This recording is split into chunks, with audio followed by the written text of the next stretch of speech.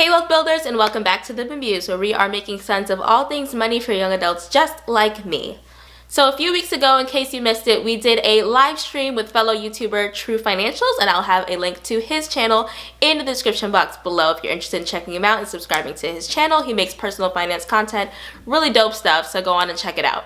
Last week we shared a clip from that live stream with you guys, and this week we are sharing another clip with you guys. In this one, Meshack and I are discussing how we manage money as a couple in a relationship and the things that we disagree on when it comes to finances. So if you want to listen into that, check that out right now. I know Will from the Financial Wealth, he asked a great question. And he says, are you doing the debt snowball method or the debt avalanche method? Before we answer that, Lydia also did say what's the difference. So real quick, just in case you're not familiar, the debt snowball is where you're pretty much taking your debts from smallest to largest regardless of interest rates, and you pay down the smallest one first and kind of go through a cycle, so that way that that amount that you were paying on the minimum for kind of goes over to the next debt and so on and so forth. Generally, you're going to be paying more in interest that way. Yep. But it's all about a psychological method and kind of keeps you motivated, versus the debt avalanche, which is more of a method where you actually are paying all your highest interest first all the way down to your smallest, so that way you're saving as much money as possible. But I think generally that works for people who are already in the mindset of going through the process. So that's just kind of a quick breakdown about which method are you guys each using? Yeah, so funny enough that you asked that question, because I actually have a video coming out, I think later this week, talking about my methods for paying off my debt and things like that. But I am doing the debt avalanche method. For me, I don't really need that, psychological boost to pay off my debt. So I'm taking it from my highest interest rate down to the lowest. So for me personally, that's my car note actually is my highest interest rate debt above my student loans right now. So that's what I'm planning on paying off first, and then tackling all of my student loans heavily after that. And I did the snowball method. As soon as when I graduated from undergrad, I paid off one of the smaller loans that was about $1,500. And then recently when I graduated from grad school, same thing, paid off a smaller loan. So really all my larger debt is still there, building interest every single day. Very awesome. So I think it's fascinating. So just in case anybody in the audience doesn't know, so they're dating. And so it's really cool to have a couple that has a YouTube channel and then are taking somewhat different approaches, because I think they both can be very successful, in my opinion. I think the argument of which one's better kind of negates the whole process of like what people are trying to do, because if you're intentional with trying to get out of debt, I think either way can be great. And even if you choose the debt snowball over the avalanche because it's going to, cost you a little bit more in interest, I think it's fine as long as it's, again, being intentional. So I see JJ asking a question. So speaking of differences, what would you say is the biggest thing financially we disagree on, if any? So he also has an emoji face of like scared. Yeah. I mean, we're afraid to talk about it. I mean, I think, and correct me if I'm wrong, Meshack, hopefully we're on the same page here. I think the biggest thing we disagree on is probably, we've been talking about home ownership and, if that is going to be a goal for us in the future. And, Meshack is really big on home ownership, and not so much. I don't really think it's the best use of our money, so I think that's probably the biggest point of disagreement I think that we have in terms of viewpoint.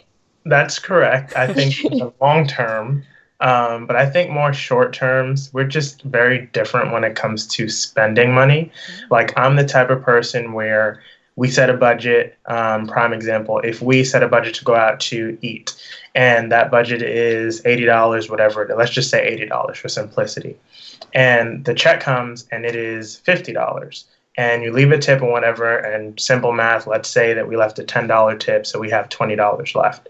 Akiva's philosophy is, okay, we're going to save that $20 and not use it. Mine is, we budgeted $80, so we can see a movie. We can go roller skate. Like, there's other things we can do, and we're still within our budget.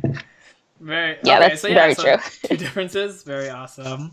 I think I'm with Akiva. I'm more in the sense of like, hey, we didn't spend it all. Let's go ahead and put it into some savings or some other format. But I think there's always some happy medium. And I think from the sound of it, are you a little bit more of the spender, Meshack?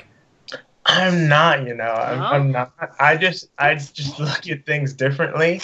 I'm okay. If I am on a budget and I stick to my budget, and there's things that utilities, they fluctuate. Groceries, you fluctuate.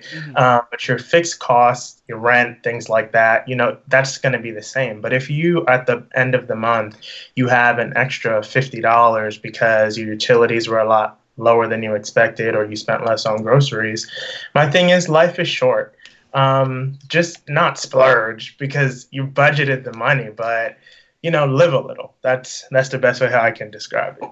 Yeah, I guess to him, it's like if all of your goals are met and your needs are met, then whatever else is extra is extra. So I think it's really cool to hear from people who do YouTube as well, especially in the personal finance world, to kind of hear your guys' perspectives and how you're able to, manage that functionally properly in a relationship, because that's a huge deal too, because a lot of people talk about how, personal finances in relationships is one of the biggest factors for like divorce and, people Definitely splitting is. up. So, but yeah, so do you guys talk on the regular about finances, obviously, because you have a channel? For sure. We do. We talk about it a lot. I think definitely more than your average couple. But yeah, we talk about it a whole lot. We've always been, even from like the beginning, we've been pretty open about just all of our financial stuff. So I don't know, it's been a pretty easy transition for us. Yeah, and as you guys can clearly see, we're very different. Like, I'm more of a let's get a spreadsheet in Excel, look at all my finances that way. Akiva is more of she wants to have it on her phone and an app. Like, we're just different. Very, very different when it comes to even the way how we manage money. Even we were talking about like last week about, when we get married, the type of financial situation setup that we would have. She has Capital One 360. I have Capital One. So kind of the same, but different in what they offer. And although, we're both millennials, but I'm not ready for a completely, online, no teller to speak to type universe. So I like it. I like the features that come with it. But just if I have a problem, I can go in and speak to someone in a physical bank. I still like those features. I don't Such recall the an old last man. time I've been in a bank, or had to actually go in a bank for anything. But no, I can understand that from a logical standpoint. But yeah, no, that's really cool to hear those type of dynamics. And I know like Vanessa and I will probably do some videos in the future talking about that kind of dynamic when it comes to relationships and money, because it is a big deal. And I think the way we manage it and talk about it is a huge aspect. And then like you guys were saying, obviously on YouTube, you have your own channel. So it's a little different in that respect, because you're also announcing it to everybody else. But I think for a majority of people, it might be a little tougher because it's almost like a taboo thing to talk about in a relationship and in a household, when it comes to money, because for whatever reason, it's awkward, I guess, at that point. So it's nice to hear that other people are more comfortable having those kind of conversations. So I hope you gained some insight from that conversation. In the comments below, let me know whether you're in a relationship or maybe in a past relationship with you and a previous partner had disagreed on when it came to finances. Or did you even talk about finances in your relationship? How early did you talk about finances? Let us know in the comments below. And before you go, make sure you subscribe to the channel, hit that big red subscribe button. You know you want to, come join the squad. And make sure you also hit that notification bell so that you never miss when we post new videos. Thanks so much for watching, and we'll see you guys in the next video.